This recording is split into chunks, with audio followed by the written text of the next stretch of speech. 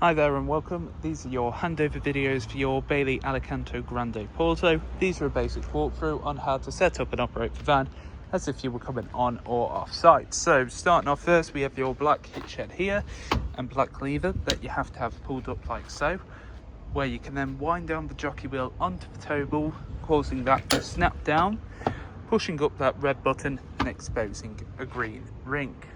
You have a breakaway cable just here. Now the Galaxy states if you have an eye point it has to be used, if not wrapped around the tow bar.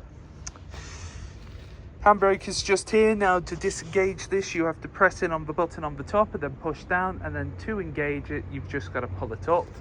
Now it is on a strut, so what you have to do is make sure you pull it all the way back. There's usually about 4 or 5 clicks. 13-pin electric on the caravan, so if you do have 7-pin adaptation, make sure to use an adapter. You then have your jockey wheel. Now this sits on the outside of the A-frame. You can also see that it has little inserts to fully feed the legs up, and then, as mentioned, just sits on the outside whilst travelling. 2 points side to side and 2 points at the back, you have inserts for your legs. Now the caravan itself will come with a leg winder, however you can also get yourself 19mm drill bit and power drill just to make it that bit quicker. Do not attempt to jack up or level the caravan using your legs, they're simply used for stabilisation. So starting off first, we're using test equipment today, so got a plug-in for the mains just here. Now you can get Bailey specific ones, but that's up to you. I have an Acro full of clean drinking water and your water pump. Now with this water pump, all you have to do is press in and then press down on the cap. You have this white cap to go over the top of the Acro to ensure no nastiness gets in, and then at the bottom we have your strainer. Now it's crucial that the strainer sits at the absolute bottom of the barrel to allow the maximum potential of water to come through. Otherwise you can get airlocks, so just make sure it sits nice and at the bottom. We then have your flue just here. Flue is used to get clean air in and out of your boiler when operating on gas. Don't have to do anything with this except make sure it's nice, clean and tidy. Then got my test gas bottle, which is propane. I'd always recommend propane over butane as it has a better performance in winter. Connected onto that we have a black gas hose. Black gas hoses will run for 5 years, orange will run for 10. And that connects onto this regulator just here. So it's on the opposite side pretty much. Now what you want to do is hand tighten that as much as you physically can and then just nip it up using a spanner. You don't want it ridiculously tight, as that's going to put excessive pressure on the O-ring that is inside the gas hose. You just want to gently nip it up using a spanner, maybe to about 90 degrees, and that should be all good. Then once both sides are firmly connected, twist the gas bottle on in the open or positive direction. Motor mover will be gone over on collection, and then lastly we have your toilet function. So just up here we have your flush tank. Now this has a capacity to hold around 12 litres of water, however I wouldn't recommend putting in any more than 10 as you don't want to overfill the compartment. You can also add some pink chemical which works as a bleach without being corrosive and makes it smell nicer. However, don't put a ridiculous amount in. If you're using 10 litres of water you'll need probably a capful, because it's a lot thicker than water and it can clog up the system. Then just here we have your cassette toilet. To remove this, press up on the orange handle and pull out towards you. Now this handle does also extend out and up, so it can be used similar to a carry-on suitcase when you're taking it to the emptying point. What you'll want to do when you're at the appropriate point is twist this head to the side, open up this cap like so. You'll then want to tilt, and at the same time as tilting, continually press in your vent button. As you can see, I've put in some fresh water, and how I do that is by opening up this compartment like so, and then make sure you do shut it up, and then I'll just give it a quick shake and just drain and vent again, just so it doesn't smell awful. Then on this cap here you have measurements of both imperial and metric, and that is for your blue chemical. Blue chemical goes onto this point here, twist it on like so, and then you've just got to press the head in and then push the cassette in so the orange handle sits behind those white teeth. Now you don't want to travel with either of these too full, so just to the side you've got a little bung to drain off any remaining water from the flush tank. I'd also recommend draining this off during the winter months, as you don't want it freezing, as then it crystallizes inside here and can split it. Underneath your right hand side seat you have first your boiler here, which you can pull back that black panel if you ever need to do a reset, and then this here is your onboard tank system. Now I've unscrewed the tap at the top just so you can see inside, just there. You then have this switch here, which is a selection switch. Now faced in the position as it is now, that means it's not selected for the actual internal tank. However, all you have to do is face that switch towards it and that will select it. Now what you can also do is drain off the system using this little tab just here. Now that is to drain off the boiler and the onboard tank.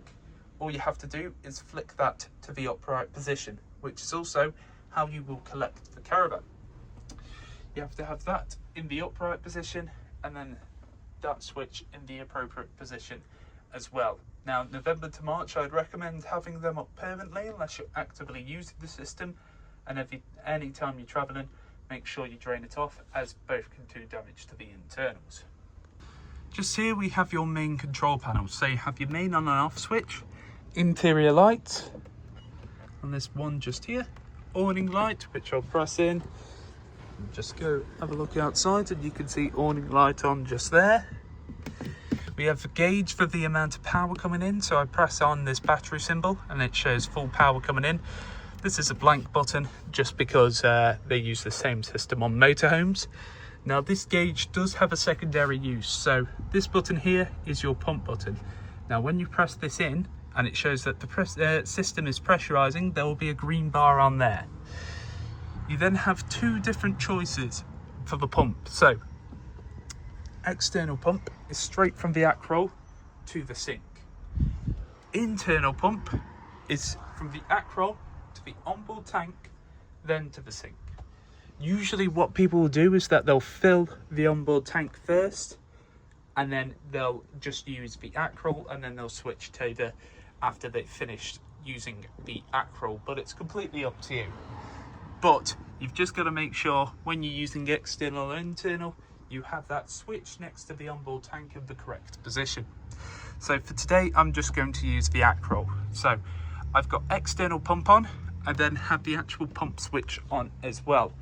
Then what you'll want to do is come over to your sink and open it up. Now, I don't have the heating on it at the moment, so I'm just going to switch it on cold. And what you're wanted is about 30 seconds. 30 seconds, a nice steady continuous stream. Now if there's any coughs or splutters that are more than like 5-10 seconds worth, check your switch down there, check the acroll and check the pump. Just make sure that they're all in the correct position and that you have plenty of water. But you're after around about 30 seconds worth of this. You can also see on here now the green bar showing that even though we're getting rid of water, water is then being replaced back into the boiler from the acroll outside. Then when I shut this up, it's no more green anymore just because the system is pressurized.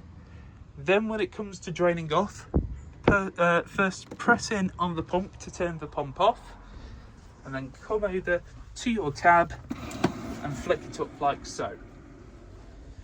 What you can also do as well, and what I'd recommend, is to open up any of the taps that you've used just to get rid of any residual water. And then when you're coming to engage everything back on, shut the taps up, put the switch in the correct position, press in on the pump button. Then here we have your outer control panel. So to turn this on, press in on the button just here, it will flash up, go through its startup motion, and then you'll come to this screen. So first up, it tells you the internal temperature, which is 30.5 degrees. We can then press menu and you come to this screen. So first up, you had the thermometer inside the house, and that's for the internal temperature. This starts at 5 and then it can work its way all the way up to 30. So you can either individually tap or you can press and hold to make it go up or down. Now, whatever you select heat-wise, it will get to that temperature in around about 30 minutes to an hour if it's a nice day like today. And then if it's a bit more grassy, it may take up to 2 hours. Then next to that, we have the shower icon. So it's currently off, meaning no hot water is coming in. Put it midway and that will get the water temperature to around about 40-ish degrees. And then we have full. Now what full does, it prioritizes heating the boiler for the hot water over heating the actual van. That lasts for about 30 minutes. After those 30 minutes, it will then drop itself back down to midway. We then have the source for your energy, so you can either use 1, 2 or 3 kilowatts of electric. Now do be aware that some sites may not have 3 kilowatt capacity, or you can use gas, or you can use a mixture of gas and mains. So you've got the choice of individual gas, individual mains, or both. Then settings, I'm not going to run through these, just as we have set this to what we believe the most user-friendly panel to use. Now naturally this screen is going to fade off when not interacted with in a little bit of time. However, this green LED will stay on. Then when you're shutting everything off, turn off on the button just there. Underneath your fridge, you have all of your trips and fuses just here. All your trips in the upright position and all your fuses in the correct position. I'd always recommend carrying some extra fuses across the van. Just here we have your hob, grill and oven, all of which operates on gas, minus the electric plate. For the electric plate, spin it to whatever mark and it will get to temperature. Everything else, all you have to do is press in on the dial, twist it to the side and press in on your igniter. Now it may be a case that these will light up and then cut out, or they may take a while to light, which is completely natural. That's just the gas making its way through the system. This is what it looks like when they're all lit. As you can see, all burners nice and lit. Then turn it off back to the central position. Same concept for your grill. As you can see, grill all nice and lit. And then finally your oven. Now for your oven, make sure that these trays do not intrude on the actual igniter. So push that in, twist it to the side. And there you go, all nice and lit. Back to the central position. Only other real things to note is that when you're traveling, you need to have this glass sheet down, but don't put it down until all burners are cold to the touch. And anytime you are coming off-site, make sure that the gas bottle is also turned off. Then just here we have your Dometic fridge operation. So to turn this on, you press and hold in on this far most left button. It will then flash up and go to its most recent memory. Now, this fridge, you can open the door from either way. However, if you're going to open from one side and then the other, make sure you do press that in thoroughly, as otherwise you're just going to take off the doors. Then for the actual operation of the fridge, you have a couple of different choices for the source. So I'm currently on gas. Now for gas, I'd recommend running through your hob, grill and oven first, just to make sure that it's all lighting correctly. Now for this, you may gradually hear it tick in. Then once it's finished ticking, that means it's then lit. We can then change the mode using this mode button. So I'm going to press it, goes over to mains. Press it again, it will go to auto. Now auto chooses what the fridge thinks is the best source to use, which in this case is mains. If you're plugged into mains, 99% of the time it will choose that. Now when I press it again, it's going to go to that battery symbol. Now that battery symbol is only representative of 13-pin electric whilst towing. So when I select it, it's going to flash up and beep with a hazard. That's the sort of thing you'll see if there is a hazard with the fridge, it will flash up and beep. We then have the amount of power coming into the fridge, so 1, 2, 3, 4 or 5. 5 being the most powerful, so it is going to chill it the quickest. However, even on full capacity, it will take around 4 hours for the fridge to fully chill. Then to turn this off, press and hold in, turn the fridge off.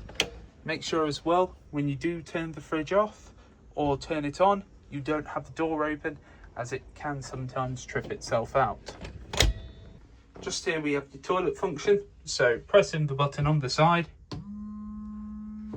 and you'll hear that faint whir. That is pretty much the motor that will push through any water in the flush tank system. Then let's just lift the lid for a second. What you'll need to do, press away on that handle, opens up your catch, and then pull it back towards you so that you can actually remove the cassette toilet. When the cassette is full, there'll be a red light on there telling you to empty.